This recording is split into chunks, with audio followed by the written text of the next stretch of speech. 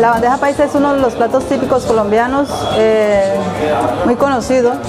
Es de la zona de Antioquia, Medellín.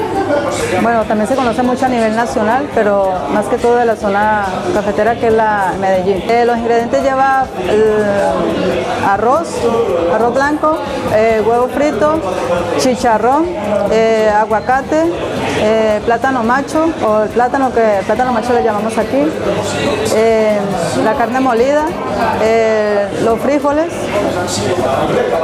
y aparte lleva mazamorra, la guapanela, que también va acompañado, y es un plato para mí muy completo. La gente latina siempre gusta de la comida latina, y de por sí los ecuatorianos, cubanos, dominicanos, chilenos vienen a probar la comida colombiana aquí, y es mucha comida. Los españoles gustan. Dicen que no, que tienen que venir 2 días antes sin comer porque es mucha comida.